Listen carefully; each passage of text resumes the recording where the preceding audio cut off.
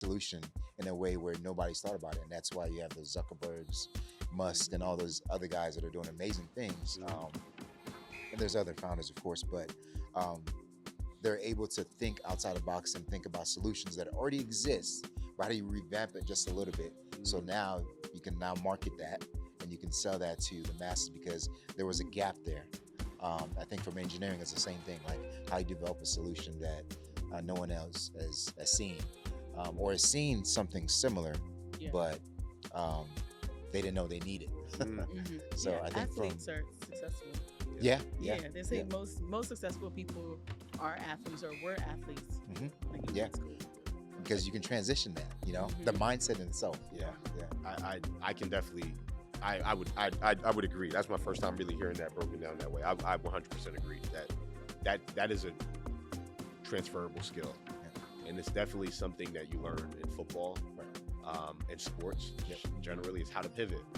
And almost everything is about you got to pivot. Exactly. Strategy, investment, company. A lot of things are just not falling in love with the shiny object. So 100%.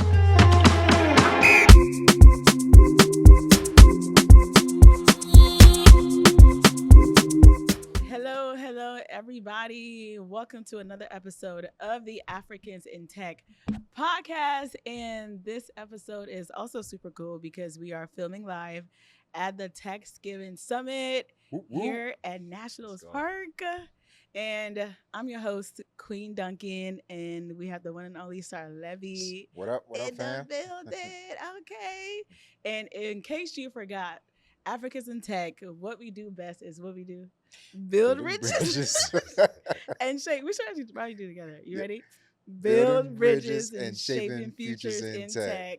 Hey. All right. So today's guest is super, super dope. We were chopping it up earlier. He's a football guy as well. He's in venture capital, all that good stuff. Nonetheless, our guest for today is Abraham Kroma. What up, everybody? Welcome. And he's in Philly, right? You're in Philly right now too. Consider closest city to me is Philly. Yeah. Okay, awesome. Yeah, well, welcome. Welcome to the podcast. Thank you for having me. Sir, How you feeling?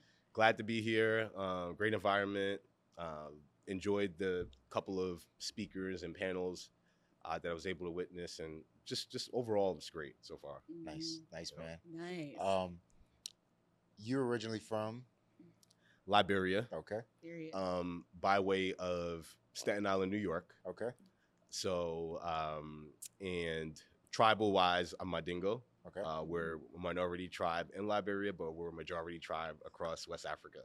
So repping for my Liberians and repping for my Mandingo people as well. All day, bro. Yeah. Shout out to Liberia. I'm a Kono boy, but I've been accused of being Mandingo. Not accused. Let's go. We're all family, man. It's a good accusation. I'll take it. All good. Yeah. All good. Okay, well, I'm Fanti. I'm neither that I can't even pronounce it right now. But I'm Fanti. Okay, shout out to Ghana. Well, Abraham, look, I just said your full name like I'm your grandma or somebody. So for all the guests, we do like a quick intro. Okay. So if you don't mind, just do like a quick intro, a little bit about like your background, nothing like super technical or like over the top. So Abraham Kroma, a lot of people call me AB, from Staten Island, New York originally, attended Duke University, played a little ball there. Now I'm in the investment space, are part of a asset management firm called Wayve Capital, where we invest in public and private investments, mainly technology. So that's kind of the similarity here. Awesome, bro. Growing up, is that what you always wanted to get into? I wanted to play football. Okay. So once I exhausted that avenue, I think it was a natural matriculation to just, get into something where I could express myself through business. Yeah. And connect with people, and this ended up being that avenue. Awesome. Yeah. Wait, so what do you mean by you exhausted that avenue? Like the whole time from like grade school up into college, you were like, I'm gonna go into the league? Maybe not so much. I'm from New York, we're not necessarily the football hotbed, like a Georgia, but we play a lot of sports, a lot of basketball. So I knew that I wanted to do something, whether it be the arts or sports or music, something that was expressionary to get my message across, to help me get into college and help me, live a better life. But I would say, how did I get into it? I just wanted to play sports as a kid, and I guess once I got a football scholarship, things started to shape out. Okay. So yeah. What other sports did you play? So basketball. Okay. And maybe people watching this will say I didn't play basketball. I was all right. It's not like I played on my high school team, but I played outside. Just like any other New York kid growing up. No soccer? Okay. Not enough. Okay. I played when I was like 5 years old. Because African, that's like the first thing we think about. Yeah. Okay. Shout out to Mr. Rufus. There's a lot of people from where I'm from that will watch this. Yeah. And there's a gentleman. They used to have us playing soccer in the African community. Yeah. And that was a big thing where I was from. So nice. I played as a kid. Nice. Yeah. But not so much as an adult. Gotcha. Gotcha. Okay. So, when did you start playing football? So that's a loaded question. Funny enough, we moved to Georgia for a year when I was a kid, and I started playing for the Norcross Blue Devils. Norcross is pretty good. Yeah. That lasted for a year. Yeah. Because I quit, and then I begged my mom to let me play again when I was 14 years old when we got to New York. Gotcha. Because the reason why I was pulled out was because I was telling people that she made me play. So stopped telling my mom's business. But that's when I started playing football. Gotcha. And where'd you move to New York? Yep. So I moved back to New York. We only stayed there for about 2 years or so. Okay. Yeah. But I mainly been in New York, I would say most of my childhood life. Gotcha. And then about 18 when I went to college. Okay. Kind of back and forth and living in different cities and things. Where like that. in New York? Was it like in the city, New York City? So mainly Staten Island. Okay. I'm like Staten Island through and through. Gotcha. Okay. I barely say I'm from New York City because I'm really from Staten Island. Gotcha. And we're a little siloed off, but we like it. So I love Staten Island. I'm a true Staten Island guy. Yeah. Dope. Wait, so you were in Staten Island, y'all went to Georgia for a year and then back? So that was a complicated story. Okay. My father at the time lived in Georgia, so I would kind of split time and Gotcha. just as a good experience to go live with him for a year. Yeah, Gotcha. So one of those. Okay. Oh, nice. That's good. And then what's your experience like I don't like the cold, bro. Mhm. I don't know. What's your experience like? Oh New York. man, I hate to admit that I love the cold. Wow. Oh, so okay. this weather Okay. today is nothing for you. I purposely go towards the cold. Wow. Okay. I just love it. I run in the cold. Yeah. Wow. I embrace the cold. Okay. And I think it's like the edge of people that live up north. Yeah. Yeah. That they don't really realize. So I think it counts for something. Wow. Oof. You been back home? Yes. I've How been do to you like it Yeah. going back home?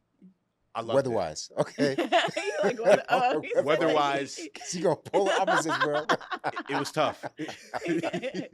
you caught me there. It was really tough. Yeah, okay. Mhm. Heat-wise, I don't like the heat as much as I like the cold. Yeah. Yeah.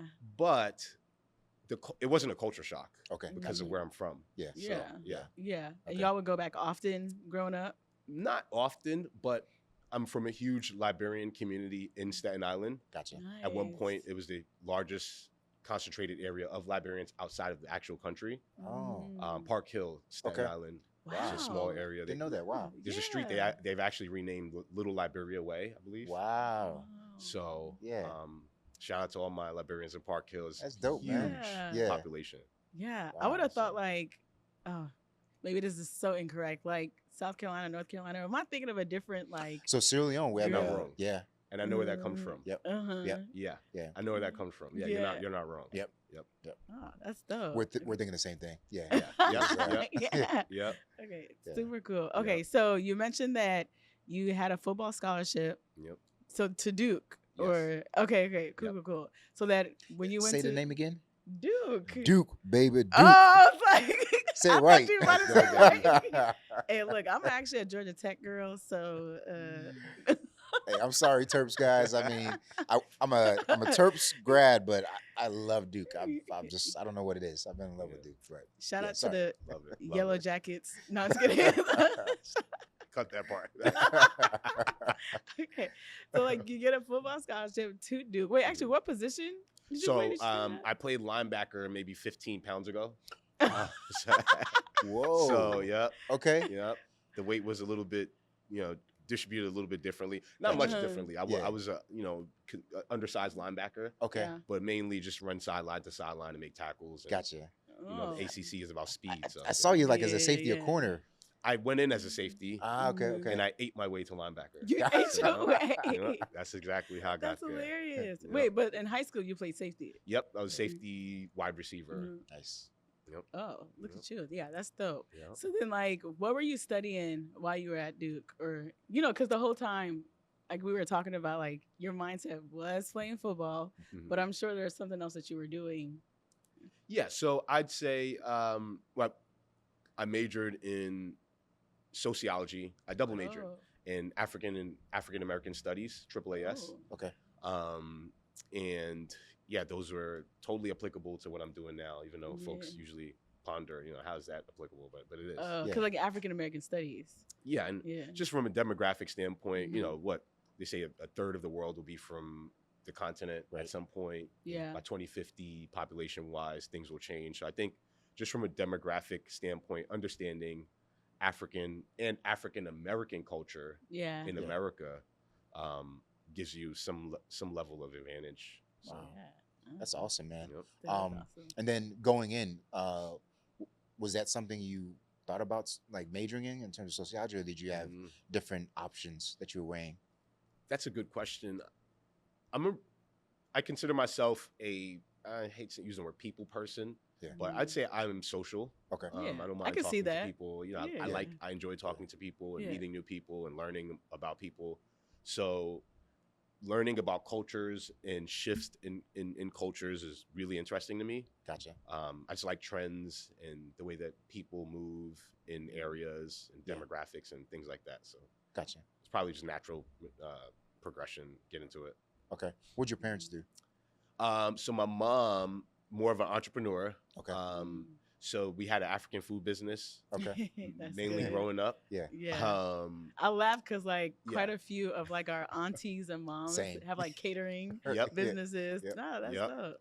So we sold out of the building for a long time. So my grandmother, God rest her soul, she had a brand that was, larger than life. A lot of folks from where I'm from, usually recognize me because of my grandmother. Wow. So she was pretty well known where we're from in terms of, selling African food. And then that just kind of came down the family pipeline. My mom, something that she did Yeah.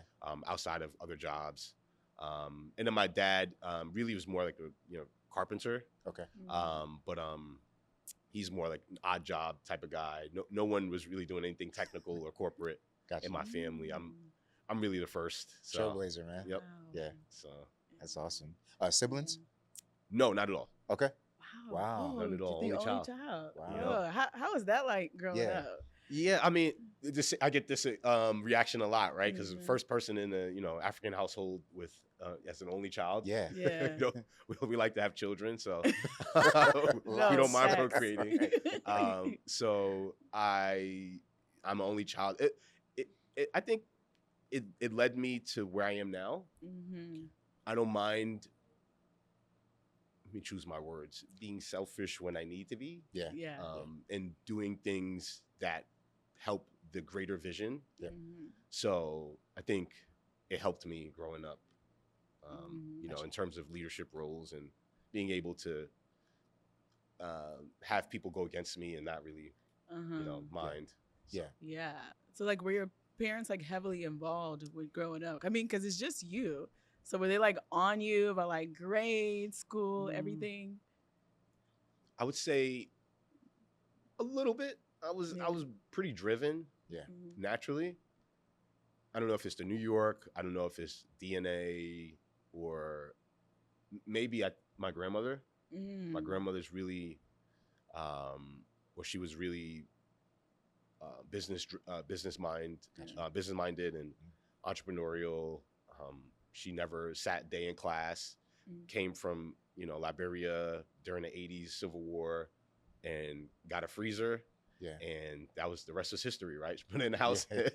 line outside the house. So, Yeah. and I think that's where I get it from, my entrepreneurial spirit and just the drive and things like that. So mainly my grandmother, I'd say. Gotcha. That's good. That's awesome. Yeah. In terms of, I guess, growing up, like, do you feel like there's anything that you missed out on, or things that you didn't get a chance to experience being the only child? I'd say, in retrospect, things that I would have liked to experience, because I felt like I had a pretty rounded childhood. Growing up in New York, you're taking a bus, 8 years old, cream cheese, bagel. Right, it grows. Those memes are pretty real. Yeah. So you grow up very fast. You get overexposed in a good way to many things, to a lot of different cultures. You learn how to talk to people, how to tolerate people, pain points and things that people like, and things that help you build conversations. Yeah. So there's not much that I missed out on, but if I could add, I'd say I probably would have went to Manhattan a little more. Okay. Oh. Yeah. Okay. Because I would go, and every time I would go, I'd have a great experience as a kid and as an adult, but I probably would have taken more advantage of it being so close to me as a kid. Gotcha. Yeah. I mean, what was that? Like when you say the experience, like what were you all do when you go to Manhattan? Man, we do everything, man. So one example is, I remember in high school, I should say I was not cutting class, but I had a scholarship and things were going very well. So I was a little, adventurous. But at that point, I'd already been doing well and my grades were good. So I could afford to leave school a little early. But we went to MTV, what is it, TRL? Oh, yeah. I remember TRL. Wow. And I ended up on an episode of TRL. Wow. Oh, my goodness. And I don't know how my grandmother didn't pick up on the fact that I should have been in school, but Yeah. because it was like viral at home. She was telling everybody, calling everybody. Yeah. But she should have been in school. But those are things we would do. Oh, You that know, is because so cool. you can't forget New York is entertainment capital. Yeah. So you could physically walk into almost any, headquarters Okay. that you can think Yeah. of if you're just that forward thinking. So I wish I would have taken advantage of that. Oh. But you didn't even need tickets to go to the like live taping of TRL? They make everything easy for kids. So Oh. now I think about it, that I just like I just watched it. stood in line. Yeah. I remember even cutting the line, Yeah. just being a kid, Yeah. Mhm. and we all got in. It's just kids having fun. New York Yeah. City. So Yeah. those are things that you see a lot of, artists and people that come from that area. Right. Why it seems not like they're a step ahead, but they have some level of advantage because the access is right there. It's kind of cheating a little bit when you could just walk into a headquarters and ask them to sign you, and if they don't sign you, go next day or next week. Oh, So, gotcha. Yeah. and that's Wow. for music business, but same thing with business. Yeah, Gotcha. that's good. Do Yeah. you remember TRL? Not too much. I remember more of what's the show with Alton Oh, okay. from Alton. like Real World. the Real World. Real World. So Okay, that's what I was okay. thinking of when you said TRL for a second. I was like, Real World. And I was like, was he on Real World? That's what I was thinking, but no. I think Charles, it was different. Yeah, it was like Yep. I don't want to say the Caucasian version of 106 in Park, but like, I You guess know what? it was. That's not- yeah. That's not, Not far too off. off.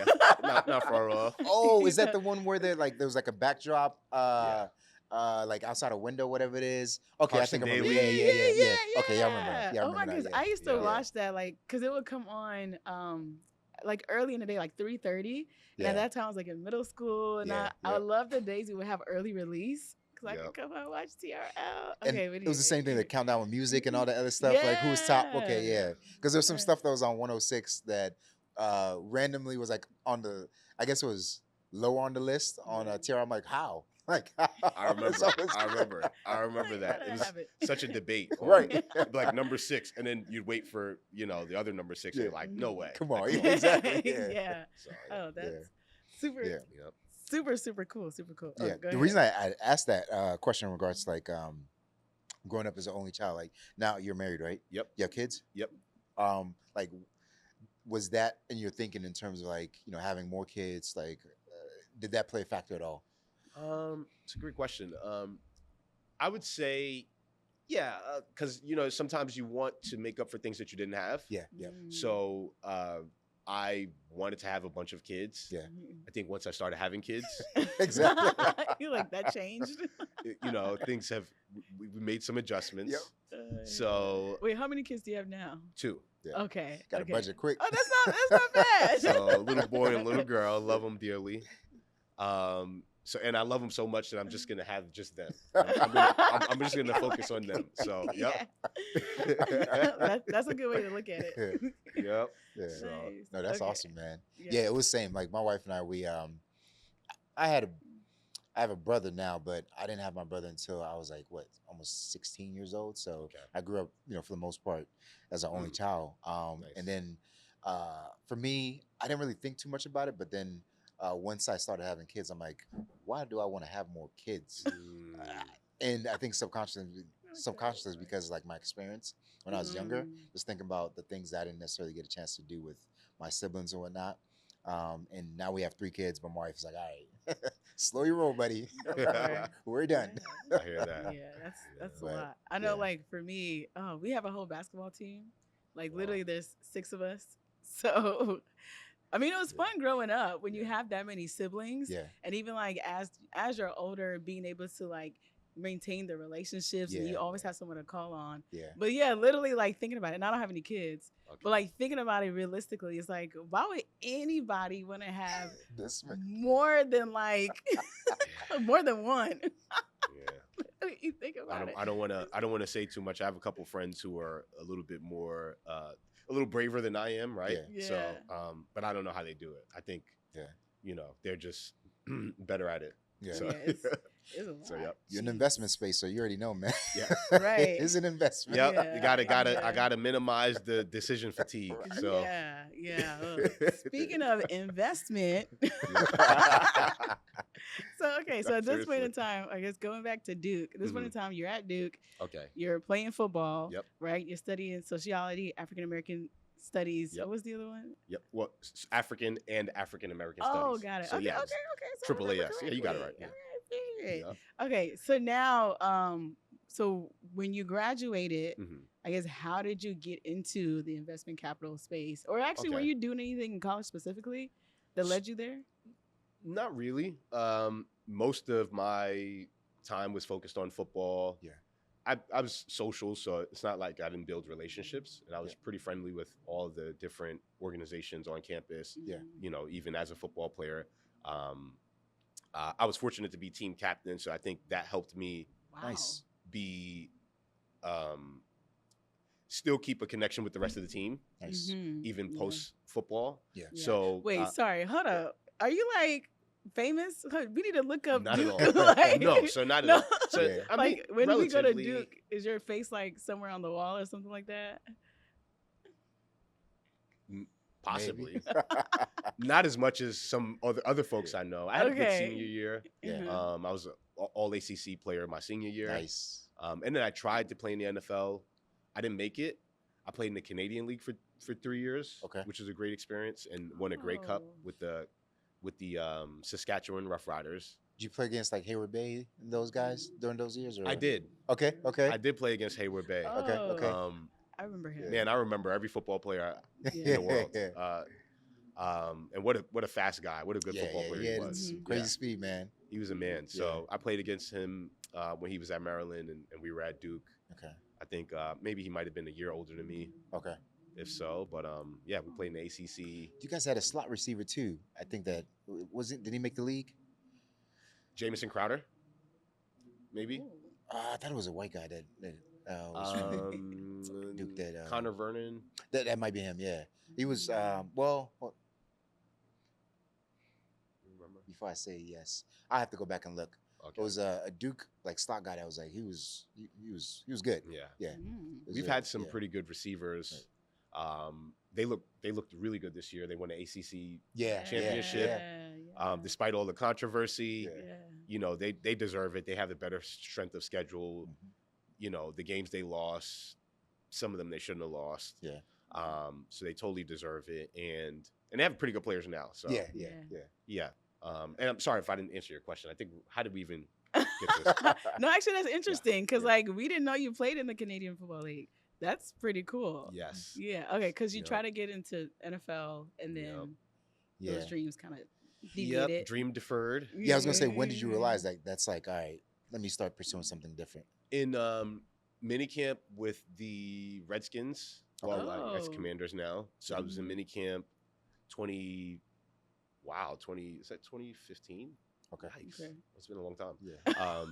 It's 2015. And it's a 3-day minicamp stint. And it went pretty well. It was good. It's just, I always tell people that everyone there is good, right? Everyone there is a good football player. Right. It's nothing personal. Right. Everyone there is prepared. Yeah. Everyone there is deserving of an opportunity. Right. And the best man wins, you know. So it's really that simple. Right. Yeah. It's very competitive. You had a bunch of D1 athletes. Well, for the most part, D1 athletes. So like, Well, the best, the cream of the crop at the end of the day. The best from D2 that should have been D1. The best from everywhere that should have been, you know. So it's NFL is what it seems like it is. Right. For yeah, sure. yeah, I understand. So. I tried out too. For what? And, you know, for surprised you what? didn't make it. Oh my God. I tried out too, and I didn't make it. Yeah, Very similar stories. I wasn't as successful as you in the CFL, but you know, I tried my best. Yeah. Okay. Wait, how long were you in the CFL? You said 3 years. 3 seasons. Okay. Yeah, 3 seasons. Nice. Hamilton Tiger Cats, Saskatchewan Rough Riders, and the Winnipeg Blue Bombers. Okay. Oh. So 3 teams total. Shout out to my Canadian people. Yeah. So I love Canada. Yeah. Yeah, I'm a big CFL fan myself. Winnipeg was good back then, weren't they? I don't know if they're good now still, but I know back then they were. You know, the league is so small, the teams rotate. So yeah. You never know who's going to be good for a long period of time, and then it keeps it a little exciting that you know, guys just kind of, it's almost like just a small league that, you know, guys just kind of do their thing. So it's good. Gotcha.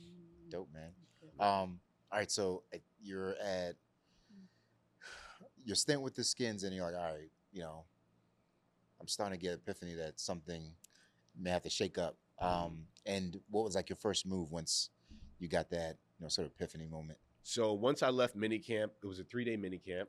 I think after that, it was about 27 years old. Okay. You know, I knew, you know, even if I was a 27-year-old rookie, how much could I possibly make? What career could I make of this? So, you know, the writing's on the wall. Right. But at that point, I had exhausted that opportunity, and it felt like it was out of my body. So first thing I did was I reached out to a couple teammates to see what they were doing and get some ideas. Yeah. And one of them actually had his father that ran a pipeline construction business. Okay. And the plan was for me to join, you know, and kind of rise up the ranks eventually. That was pretty short-lived because once I got on site, I realized I wasn't built for construction. And I just think it takes a certain level of intelligence, of physical intelligence that people don't talk about to be good at construction and just architecture and those things. It just wasn't my strength. Gotcha. So I ended up going into the mortgage industry. So I kept in real estate. Okay. And that's where I moved to Maryland. I was in the mortgage industry, a mortgage company here in Maryland for about, call it 3 or 4 years. Okay. And then I went into commercial real estate, and that's really where I really honed down and got my, call it sales chops or business experience. Gotcha. And that was at a larger firm as an industrial real estate broker. So. Okay. When you were with the Skins, were you living in Carolina, or were you? Carolina, the Skins. Wait, Commanders. So I was. Oh the Skins back then. So that was very short lived. That was so. What I was doing, and that's a good question, is I was in the Canadian League. Okay, gotcha. I got out of the Canadian League, what I was going to call my last season. Yeah. And I was working out in Atlanta, actually. Okay. Yep. So I was in Atlanta. I was living in Atlanta. I was working out there. What were you doing in Atlanta, work-wise? I was training. Oh, training. Oh, yeah, gotcha, working out. So I was like actually training, and that was my last hurrah. You know, either I'm going to make it to the NFL or not. Gotcha. Right? Yeah. Gotcha. So I went to a really good trainer in Atlanta, moved, you know, my now wife there. And that's where we kind of just, exhausted the dream and Okay. figured out, okay, if this is not going to work, then we're going to work. Gotcha. Okay. As in, I'm going to work, right? So, yep. Yeah, So, and that's what ended up happening. And I would say that it was it a rough transition? In hindsight, not really. But while you're going through it, it feels rough just because it's a change. Yeah. But, you know, a lot of folks that I know in the football world are always, you know, asking me for tips and asking me, because I do see a lot of folks struggle to make that transition out of the game. So I think it's very difficult for folks. Yeah. So, I don't know. When you said Carolina, that just threw me off. Oh, I was like, wait, Carolina. Oh, yeah, Duke. Yeah, because I was thinking, you were still like, you just graduated and then you were doing the stint yeah, my bad. And That's sweet. There was a point where I was training at Duke still. Gotcha. If you remember when Peyton Manning hurt his neck, and it was like on TV, and I was there during that time. Okay. We had the same college coach. Gotcha. So we were all training together, spending time on campus, and there were a bunch of NFL guys that came over, and I was an aspirational NFL player. So being around these guys, you know, to rub off on me was the hope. So, you know, made it as far as mini camp, and you know, I don't have any regrets. It was a good time. It's awesome, man. That's good. A quick thing, because you were saying like how difficult it is. I think so. We interviewed Iggy Ignatius, and he's a single guy. Were you guys just dating? Was she a girlfriend? Was she moving with you at the time? Yep. So we were technically, I guess, engaged. Right? Okay. Yep. And just kind of did it that way. Gotcha. Yep. So that has to be difficult for the partner as well, though, like having to relocate, not knowing where you're gonna be. I think it's one of those risks that you can't even quantify, right? You can't. You just kind of roll with it.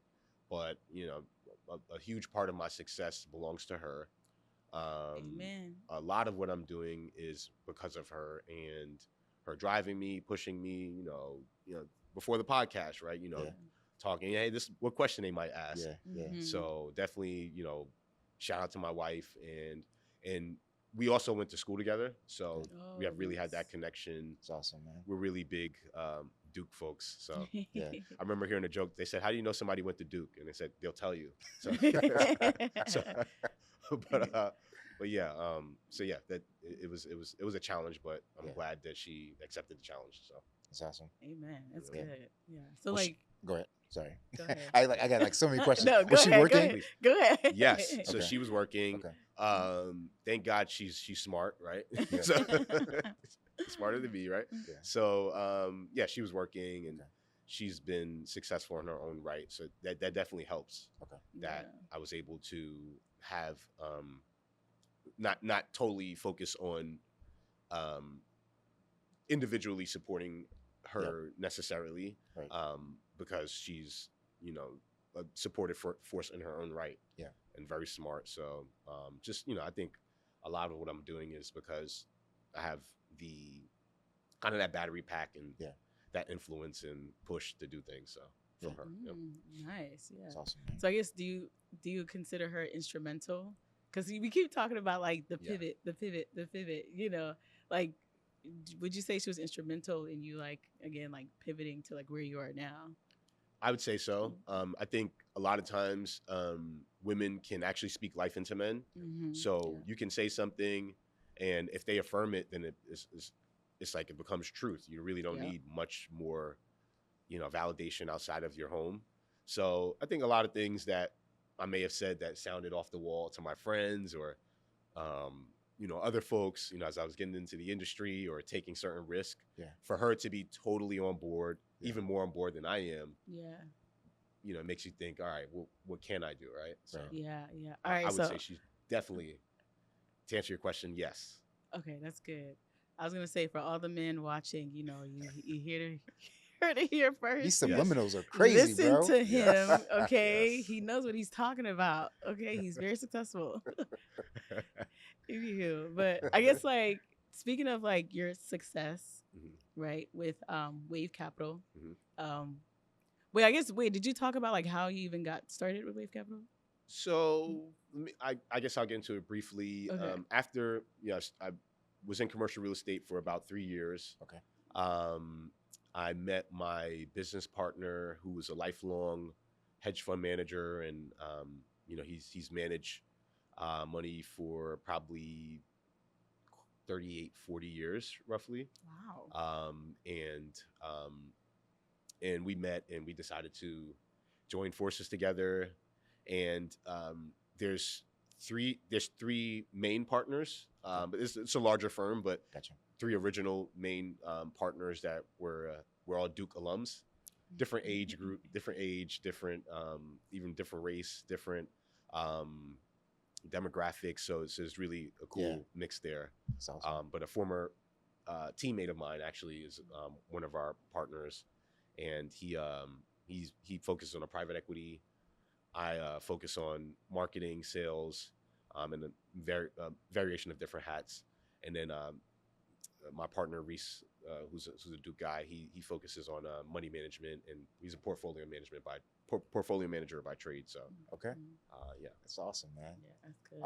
In terms of, I guess, starting, because commercial real estate to like investments, it's similar in the sense that you're dealing with like different sort of assets, but how was making that transition? I would say easier than I thought. Okay. And the reason why is because, and if I could ever share any insights with anyone, I would say the people you're around actually matters. Yeah. For sure. Yeah. 100%. Who you're socializing with just in downtime matters, and the things you're talking about matters. 100%. Yeah. So one of my best friends, lifelong Wall Streeter, when I played football, we kind of same age group.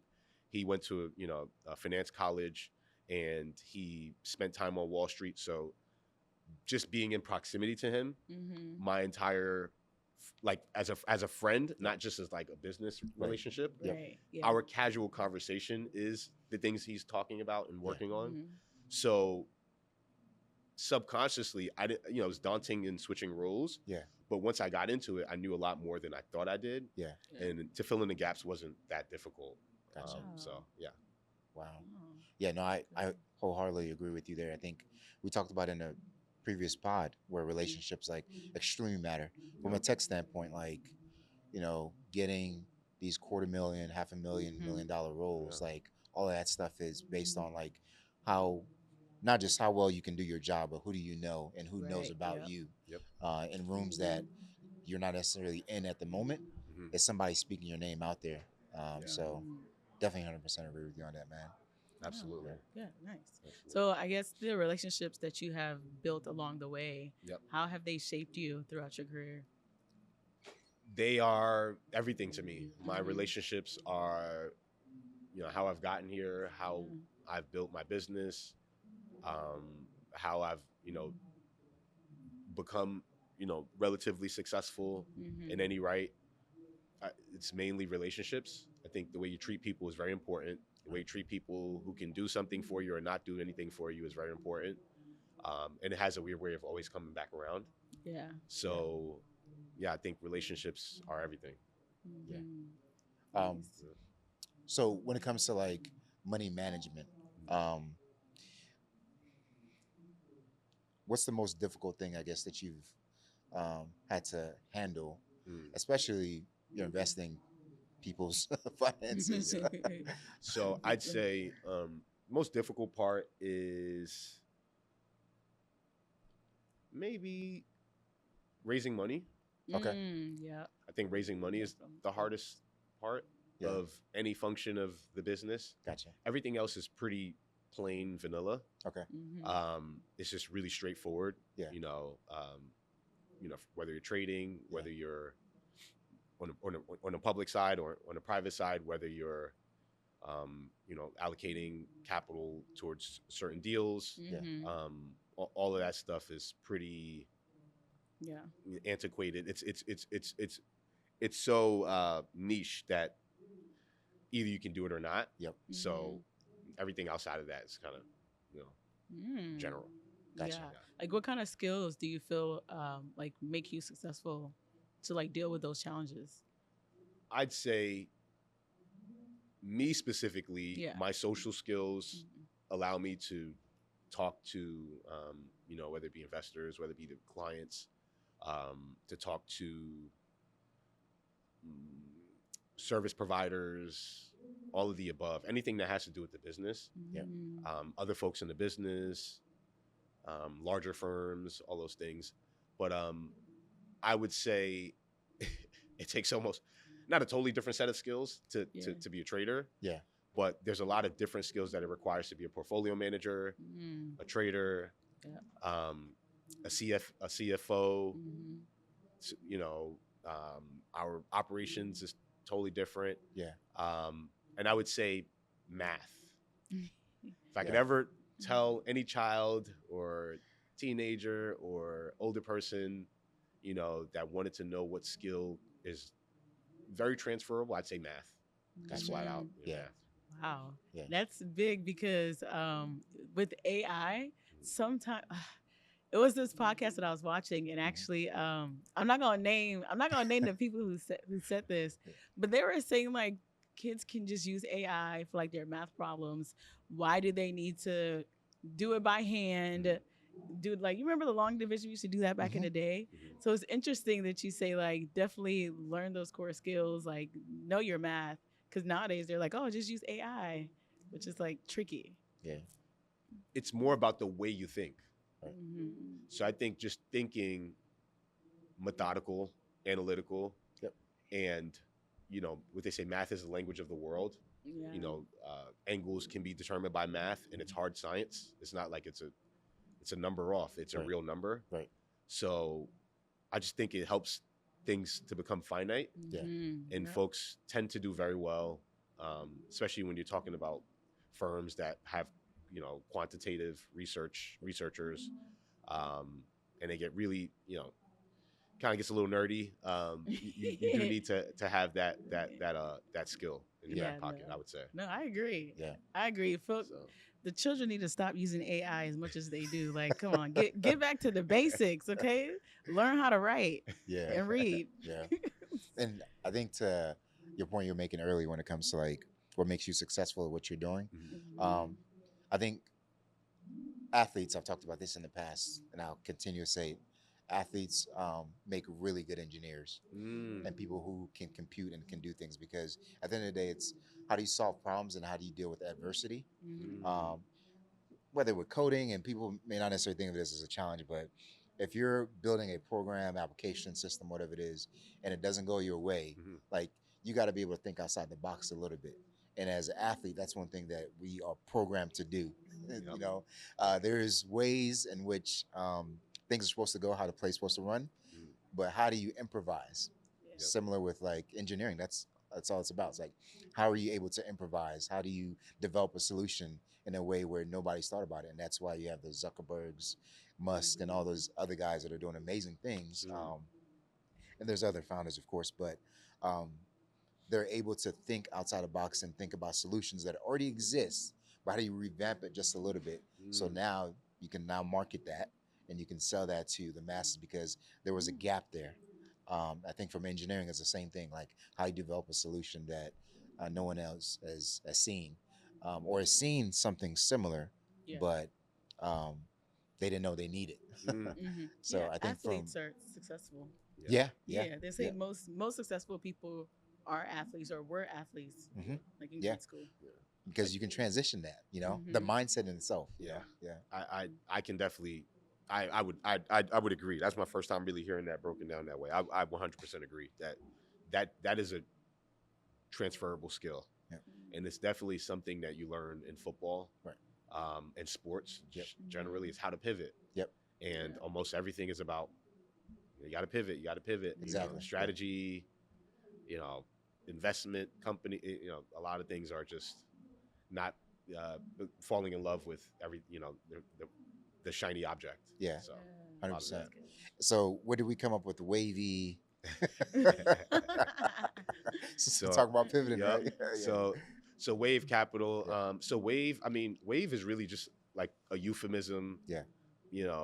A colloquial term or what have you, that a lot of folks from where I'm from, tend to use, right?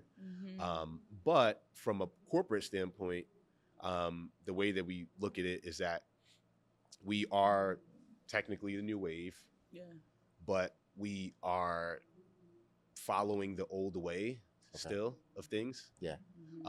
Because when we built our business, we technically are a diverse owned firm, but we wanted to represent a new wave, right? But also a little different. And different, not that this is the most innovative thing and the new, but we wanted to keep it plain money management and what has always worked, fundamentals, but also bring that to a new audience.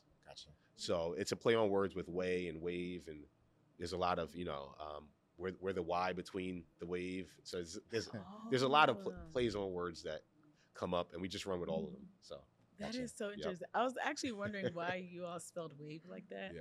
Oh, that's pretty so cool. It's one of those things where depends on what days you catch me. I might give you a different answer for why. So whichever one sounds the best when I say it. So So if someone to ask you like, what does Wayve Capital do in terms of like your focus? We're an asset management firm that invests in public and private companies. And that ranges along the investment spectrum from early stage, what folks would consider venture. We're more growth equity. So I'm not sure if you're familiar with that term, but that term more encompasses companies that already have an existing product. Venture, usually it's more, they may not have a product, they may not have revenues. Growth equity is more, we can do something to supplement the business.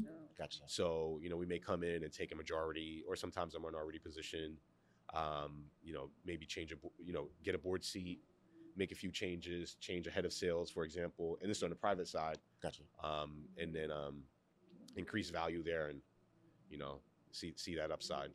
So you just explained kind of what you guys do. And I think one of the things that I wanted to focus on was like when it comes to making a product stand out, specifically for tech developers. What are some advices that you can give? Let's say 3 or 4 different like key points when it comes to making your app or product, whatever it is, stand out. So I'll give like a practical example of, because, in the investment space, there's no shortage of folks that, reach out and say, I have an idea, or my homeboy, my homegirl has an idea, my friend. So I would say you want to have, an existing product, right? That's first and foremost. You want to have something that has been tested.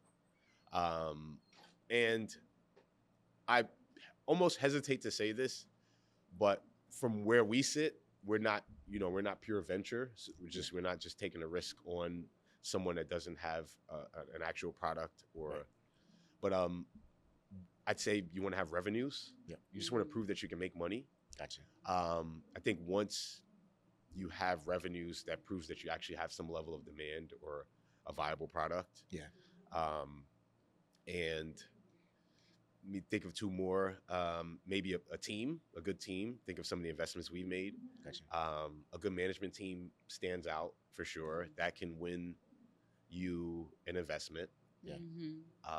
Just because folks invest in people, they don't tend to invest in the business. 100%. It's really just about the minds and the brilliance of the founders and what they're able to create, how they're able to pivot if something doesn't work out.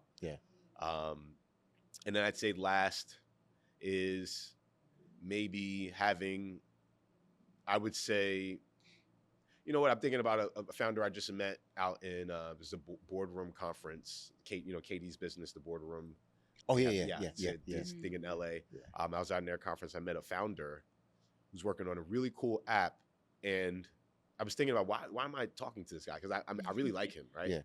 He'll probably see this and laugh, but I just really, I'm interested in him as a person.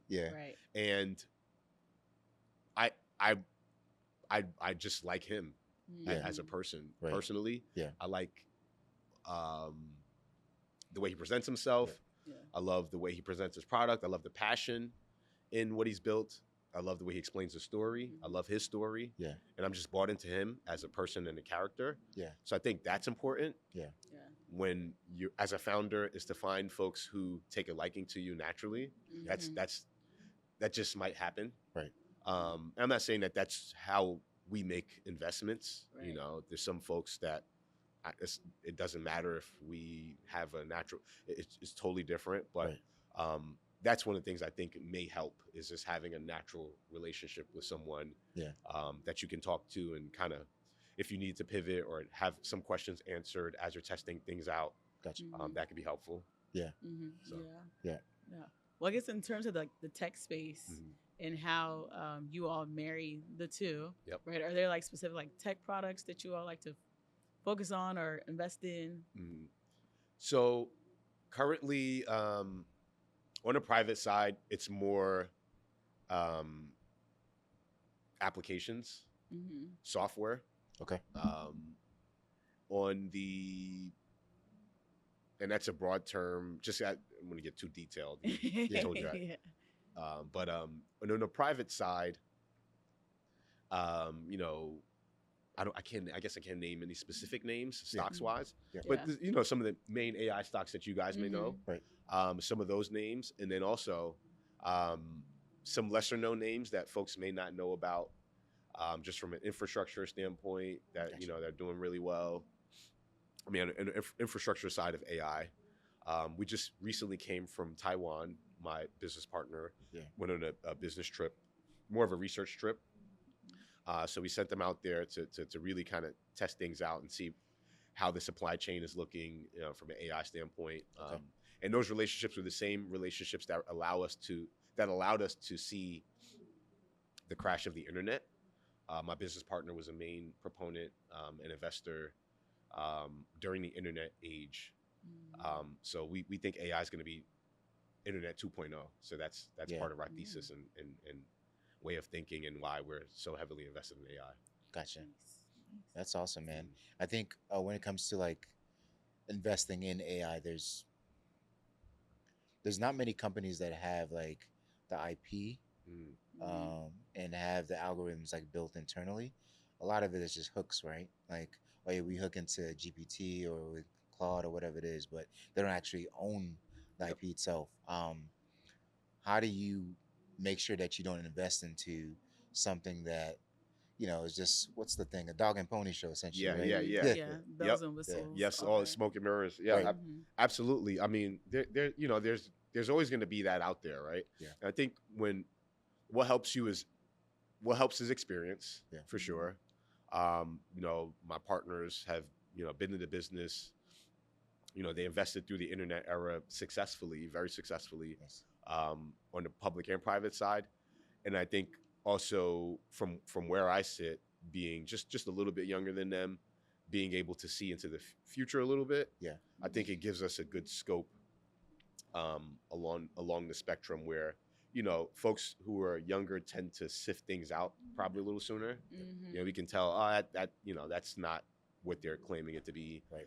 Whereas older folks, they may lean on the and not more seasoned investors may lean on the fundamentals that are clear red flags, right? Yep. So I think once you have the right questioning, you know, process, the right diligence process in place, it's really tough for things to get past you. You know, and honestly, if you're making money, you have revenues. You know, who's to tell you that you don't have a business? Right. So, you know, a lot of these AI, you know, companies we haven't even started to really see the real enterprise value yet. I mean, there are barely any enterprise customers. So we're in the second inning of AI, right? To be honest. So I don't even think we're going to see a lot of that fluff for a long time. And then we're starting to see a lot more use case and the real things prove out. But yeah, our diligence is how we stay away from the things that aren't what they say that they are. Just the GPT wrapper, right? Exactly. I know what you're talking about. Yeah, exactly, man. So That's good. That's awesome, man. Okay, so next 4 to 5 years, what does that look like for Wayve Capital, man? I'd say next 4 to 5 years, more assets under management. Mhm. Okay. We manage roughly 150 million for high net worth family offices. I think we'll be a lot more vigilant in, going after pension money and, working with institutional allocators. Okay. So yeah, I think we'll just be a much larger firm, Nice. Larger business, and 5 years we'll just be bigger, and then we'll be back here to tell you about it. Nice. Yep. More growth, more Yeah. success. Yes. Just What like about you. the personal side? Personally, I think that's so closely tied to my business, Mm. our business rather. Yeah. That I'm at my business life that it's tough to separate. Yeah. Mm-hmm. I don't really have a separation of business and life. I think it's hand in hand. Yeah. I kind of got that from my grandmother. Yeah. She was an entrepreneur all the time. Yeah. Everybody knew her by her name and her brand, and she just wore it, right? Yeah. That's who she was all the time. So I think it helps, it's integrate the kids into the business at some point, maybe Yeah. maybe 30, 40 years from now, who knows? But yeah, I think we're just gonna grow as big as we can. Yeah. That's awesome. That's good. So Yeah. no more kids. You like, well, I don't know. Don't quote me. I was about to say, Yeah, I'm not gonna go on camera saying one or the other. Right. I love my two right now, just fine the way we are. Like it's good Yep. for now. Yeah. So, yep. Yeah, that's awesome. I did have two more quick questions Sure. on that because one thing you brought up is like separating the two. Like, how do you find your identity or maintain your identity? Because I was lost in the sauce for a little bit when it came to like sports. Like Mhm. football was, and sports in general was like my identity. Yep. And then for a little bit, tech became my identity. It's like this is who Sar is. He's this engineer and he's good at doing this. But I had to like separate that and really define who I am outside of like not just like what I do for work or what I'm good at, but like just who am I? Like how do you separate that? Yeah. I think and that's a great insight. I'm glad you shared that. That allows me to be a lot more vulnerable in what I'm going to say. So I would say that it was very difficult. Yeah. It's always difficult, and it's an ongoing thing. Yeah. Just because you meet people, and sometimes it can be transactional. Right. Sometimes you want to be friends, and that person may just want to transact. Right. Or you may be in a space and you want to be a certain way, but you're not accepted, or you're accepted only for what you do. Right. There's just so many nuances. I think what I've learned is that, and maybe this is an interesting analogy, it's almost how people say, all right, somebody or is with that person because of what they have, right? Yep. But what they have is what makes them who they are. Right. And I think I've learned to just live with that. Yeah. And maybe it's painful. Maybe, the identity does shift sometimes. Maybe I have to deal with it with someone, tries to put me in a box and I have to kind of jump out of it. Yeah. Social media is another difficulty because, hey, you're saying you're doing one thing and then, all right, so I can't post something that I just am genuinely interested in. Yeah. You feel a little kind of boxed in. I think the internet helps. I think it's helping us to normalize just everyone just coming as you are and being multiple things. And then also the Renaissance period, right? The Harlem Renaissance period. I find myself, I'm like a huge history buff. So I'll like look at times from then, and folks were jazz musicians, baseball players, and business people at the same time. Yeah. And no one seen anything wrong with that. In fact, they were more famous because of it. Right. Yeah. So I think that there's we're in a world where that's starting to become more normal. Yep. And you have guys who are very successful in sports and can transition to tech and build a platform that transcends sports, right? Because what maybe somewhere we're not able to accomplish in sports, we're able to take that energy and transcend it 100%. into something else. So I think and hopefully maybe I didn't answer the question, but I talked about the topic enough. Yeah. No, I think you did. No, I think you did. I think I think that's a very like respectable answer where like you're okay with defining part of who you are based upon like what you've accumulated through your hard work, because I think that builds also like who you are as a person, through your value systems, and that's what connects individuals oftentimes, and maybe part of what you have, but I don't think, like you said, I don't think it diminishes that. It's just recognizing that as well. And I think that's part of the journey that we all go through. So yeah, Absolutely. definitely answered it, man. And then the last one's like, we got a lot of techies that like Queen that make a lot of money. They say, all right, I want to invest in Wayve Capital. Like, what's like the intake process look like for you all? So, and yeah, SEC, please don't. I'm not telling anyone to invest or inciting, or this is not a solicitation. This is just giving people my information. Yeah. So I mean, just folks can always reach out to us. For private placements, it is specifically designed for high net worth individuals. Okay. Ultra high net worth, or and you kind of have to check that box in terms of income and what you make, and and how many assets you have.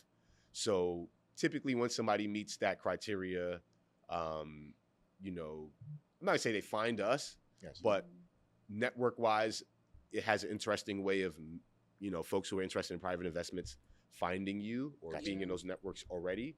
And then for the newer folks and the tech folks, maybe I'm so scared to say reach out to me on Instagram, because I am not soliciting investors, but or clients, but I mean, folks can always feel free to reach out to me on Instagram if you have any questions about anything, and then I would have to take it to email. So no worries, man. So speaking of which, like, what's the best way to get in contact with you? If I would say Instagram. Okay. It was at abe.kromah, Kromah. Okay. Is my Instagram handle. I guess LinkedIn, Abraham Kromah, Abraham Kromah.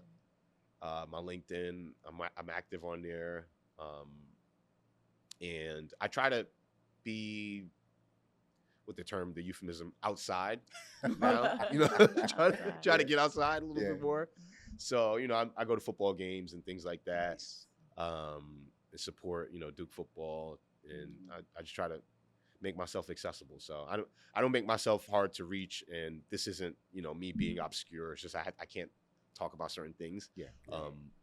But always feel free to reach out to me, anyone. That's awesome, man. Cool. All right, Queen. All right. Well, this has been a wonderful, wonderful interview. Like, honestly, thank you so much for your time. Literally, thank you so much for coming all the way down from Philly. Of course. Okay. Yeah. Because we are, appreciate you. Because we are at the Techgiving Summit, in case we didn't mention it before. And shout out to the Techgiving team as well. Shout out to Ayodele for setting all this up for us to be able to film the podcast live. So once again, we have Abe Kroma. Look, I started from Abraham to AB, now Abe. All correct. All works for me. All works for me. Thank you very much, and I appreciate the opportunity to be on the show. Great platform, and I love everything you're doing, and hopefully I was able to add to the platform. 100%. Absolutely. 100%, man. Yeah. Absolutely. We'll definitely stay connected outside of like being a Duke guy, you're a football guy, you're African, and shout out again to the work that we're going to be hopefully doing next year with Tech Without Borders, going to Liberia and helping building solutions, actual physical solutions, and be more practical in what we do. So definitely a lot of connections there. So looking forward to staying connected here. Definitely. It's been great. Definitely, love that. All right, folks. Well, to continue to stay connected with us, make sure you catch the episode on YouTube, Spotify, Apple Podcasts. Where else? TikTok. Everywhere. TikTok, all Instagram, Nice. everywhere, all on socials and everywhere that you listen to podcasts. Make sure you check us out. And if you have any questions, comments, or if you just love the episode so much, you want to give us a shout out, definitely, hit us up via email, africansandtechnology at gmail.com. And again, we're so appreciative of the family. Love y'all. Catch us next time.